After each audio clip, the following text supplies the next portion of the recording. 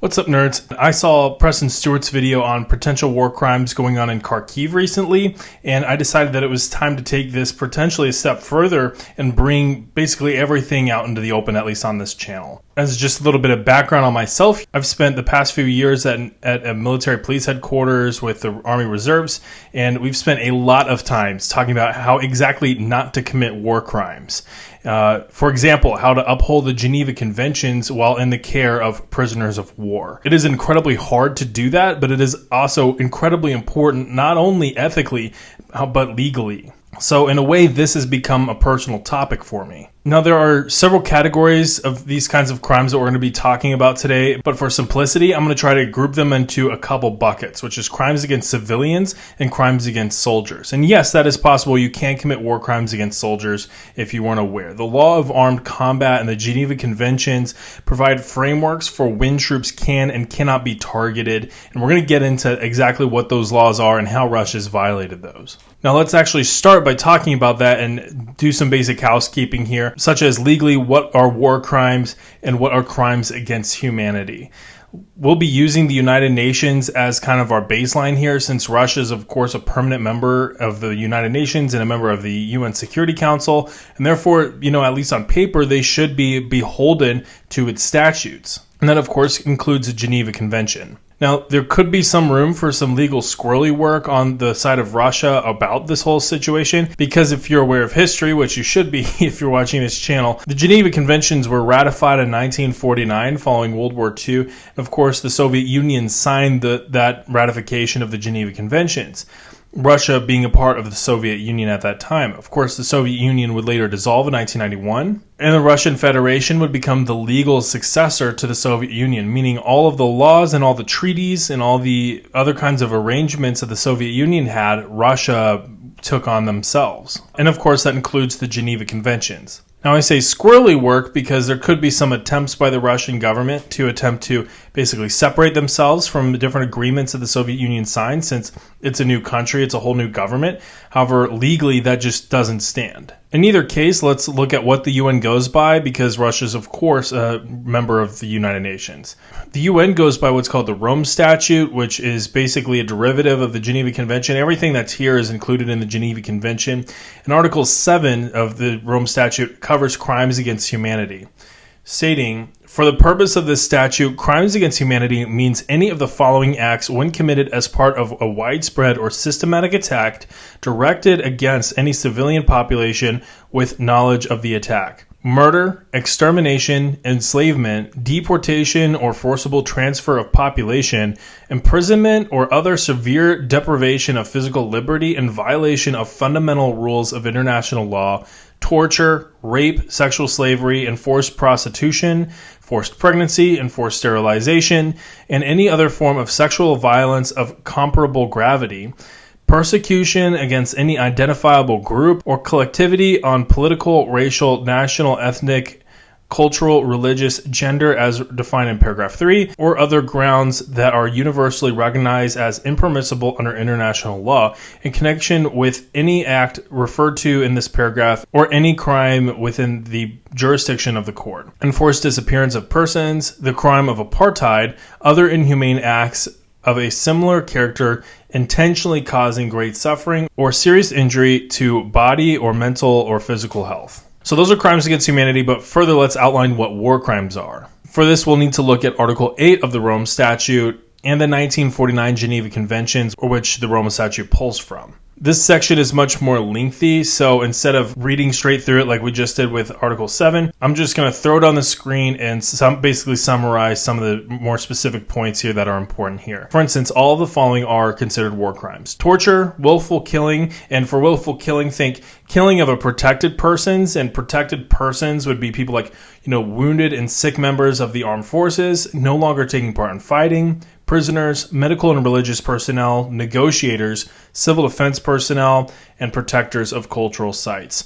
Unnecessary destruction of property, meaning the destruction of property without military necessity, unlawful deportation and unlawful confinement, taking hostages, targeting civilian population and civilian objects, targeting humanitarian personnel, attacking or bombarding towns, villages, etc. without military value, killing or wounding combatants who have laid down their arms and surrendered, declaring suspension of rights to certain members of an adversary force, pillaging a town or place, employing poison or poison weapons as well as various types of gases, using civilians as protected persons as cover to render an area or military forces immune from military operations.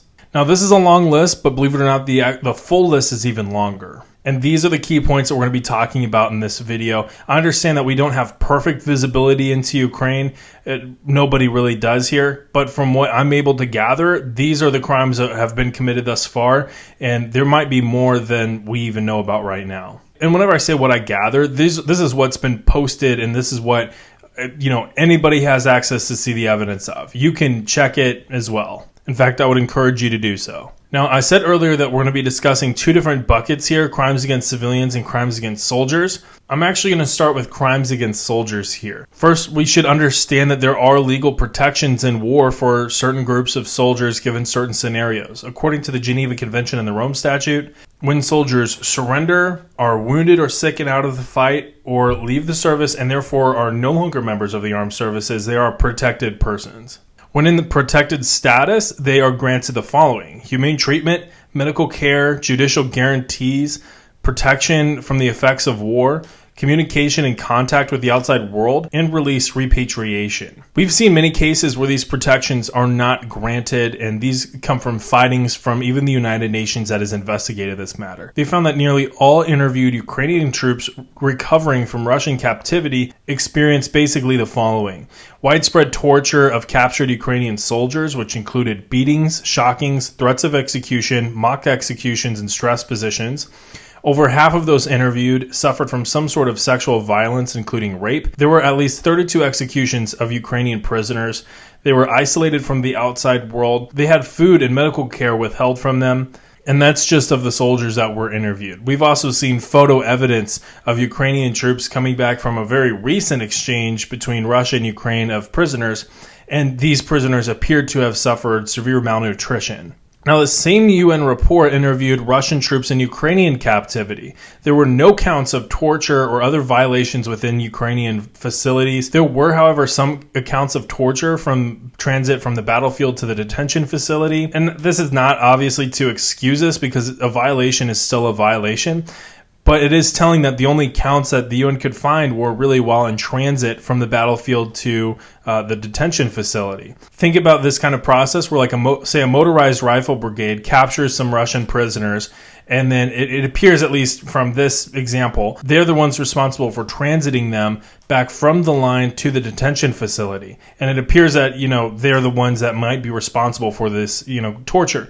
Now, again, not an excuse. I've already said a violation is a violation. But if they are not, military police troops that are handling this process, then they may not be completely briefed on what the process should look like and what the Geneva Convention says for how you should treat prisoners of war. Now, that is a problem.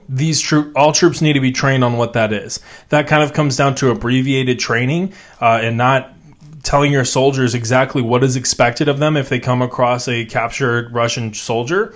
But at the same time, as soon as those prisoners reach the detention facility, it appears that their care is at least in line with what the Geneva Convention spells out. It's also telling that it doesn't appear to be a systemic issue within the Ukrainian facilities themselves, meaning that they are systemically trying to uphold the Geneva Conventions, whereas on the Russian side, there's plenty of evidence showing that this is systemic and intentional. They are trying to violate the Geneva Conventions, really to put pressure on the prisoners themselves. Another element of the Geneva Conventions and the handling of prisoners of war is that they cannot be made for public curiosity, and that's, showing them on camera, recording videos of them, taking pictures of them while they are under protected status. The Russian Ministry of Defense has repeatedly shown captured Ukrainian troops and forced them to speak with media, and to be fair, Ukrainians have done the exact same thing. So in this case, both sides have been guilty. There is a lot of evidence, however, of Russian troops surrendering Ukrainian troops, which this is not just an accusation. There's plenty of footage of this actually being done. And there are photo evidence of the bodies afterwards. For instance, the Battle of Avdiivka. As soon as the Russians took Avdiivka, there were videos from drones showing Russian troops going around executing captured Ukrainian troops. That not only happened in Avdiivka, that's happened in other parts of the front. And there are testimonies from captured Russian troops and from just Russian troops in general telling about how they are being ordered to kill Ukrainian troops that have surrendered. There's also evidence of Russia using tear gas on Ukrainian trenches to really force the Ukrainians to leave the trench unless they have their gas masks. And then they can be killed while they're trying to evacuate. Now, these are all just the crimes being committed against the Ukrainian military. But there are even more war crimes being committed against civilians. These are crimes against humanity. There's no way I'll be able to include everything here, but I'm going to do the best that I can. Now, as described in the Rome Statute earlier in this video, all of the following that I'm about to say is very illegal. The Russian seizure and occupation of the Zaporizhzhia nuclear power plant, stationing of military personnel inside the Zaporizhzhia nuclear power plant, Russian bombing of the maternity ward in Mariupol, Russian bombing of hospitals, and you might be asking, well, which hospital? And that's kind of the point. Killing of civilians in places like Bucha. There have been reports of similar executions happening in Kharkiv, and this is actually what Preston Stewart's video was talking about that inspired me to make this video. There was footage from early in the war of Russia rounding up and executing civilians on the spot in the street. And there has been testimony from Wagner fighters who have defected to Ukraine, basically who had themselves, at least they claim, refused to execute civilians after they had been ordered to. Theft of civilian property, which this was kind of funny in the moment because, of course, you're watching these, Russian troops running away with like washing machines and stuff. Like, where are you going to go with that, dude? But at the same time, that is still very much a war crime. Bombing of towns and villages. And there are plenty of towns that have been basically erased. Makivka, Chasiv Yar, Bakhmut, Avdiivka, these are just Vuhledar. I mean, these are just some of the hotspots that we've talked about on this channel, but there are others that have been completely wiped out because of artillery barrages, airstrikes, all that kind of stuff throughout the front, like Severodonetsk, Lysychansk. These cities have been completely wiped out, and a lot of them did not necessarily serve military utility. And Kharkiv, I would say, is a current example of this. Deportation of children into Russia. This is actually what got Putin and one of his ministers an arrest warrant from the International Criminal Court for war crimes. Literally, this is the mass deportation of Ukrainian children into Russia and Belarus, where they undergo re-education and become Russified. And don't just take my word on this. There are entire reports on it. For instance, I will have a link to a UN report on this exact issue down in the video description as well. Rape and sexual violence, and this isn't just against women, this is against men and children as well in occupied territories. And this also includes rape of prisoners of war. This includes rape of civilians in occupied territories. Torture of civilians. Again, this comes from testimony from civilians in the occupied territories. Bombing of the Mariupol theater, killing 600 civilians sheltering there. You might remember there were so many photos of this after it happened. They had written the word "deti" for children out in front of the theater, so that way Russian planes knew that that was not a military target. There were civilians and children sheltering there, and the Russians bombed it anyway. Bombing of the malls in Kharkiv and Kiev, and these aren't the only malls that have been struck, but they certainly led to a significant number of civilian casualties. And again, these are just shopping malls. These aren't military targets. There's no point in bombing them. And of course, what I've just listed here is just what we know about right now. The war is still going on. These crimes may and very well will continue until Russia is defeated and they withdraw from Ukraine. Now, I know what some of you are going to be saying down in the comments, and by some of you, I'm not even necessarily, you may not even be flesh and blood human beings. You might just be bots or trolls. But there's going to be some amount of whataboutism that might come from this. I've at least already seen this in other places that have discussed Russian war crimes. There's this whataboutism that comes out. What about, Ukrainian war crimes? What about the United States? They're not perfect. What about whatever? It does not excuse anything. I'll speak for America on this, at least, since I'm an American, and more specifically Abu Ghraib, because this kind of comes back to my time in that military police headquarters where we talked about that ad nauseum. That was a terrible, horrible incident that was a crime that should have never happened ever. People went to jail over it. But however, it was one incident and it was not inherently systematic. Once it was uncovered, it got addressed, and it has not been repeated since. And today it is literally just a giant case study on exactly what not to do. And there are studies on what led up to that, how that was even allowed to happen, so that way that doesn't happen again. I can assure you, you will not be seeing another Abu Ghraib. That's for sure. Nobody can say that you will not be seeing more war crimes from Russia. In fact, if they are, they're probably Russian, being paid by the Russians, or certainly one of the dumbest people you've ever met, and you shouldn't take them seriously anyway. A lot of this comes down to a systemic disregard for international law, for morality, for the care and treatment of civilians in this conflict, or of protected persons. And a lot of that is really just based on Russia's general stance on this conflict. They do not see this as a war that, international law necessarily matters. The very basis of the war is illegal. Invading another country for no reason, that's illegal. And of course, Russia doesn't even believe that Ukraine has its own national identity. So in their mind, they're not even, committing crimes against Ukrainians. They're not committing war crimes. They're just taking care of, weeds or whatever. They don't see these people as people. Now, I want you to invest everything that I just said in this video for yourself. I don't want you to just take what I said as what it is. I want you to do some investigation on this as well. Because I've done investigation. I'll have links down in the video description to like the Rome Statute, to some of the different reports. But I want you to do your own research on this as well, because it is a serious topic, and you'll find that this is all true. I've had the opportunity to visit Nuremberg twice in the past year. It's a lovely city, and that is where the Nazis were tried for war crimes. It's also where we get a lot of today's legal framework for the law of armed combat and crimes against humanity comes from. The Soviets were there as well to help try the Nazi war criminals.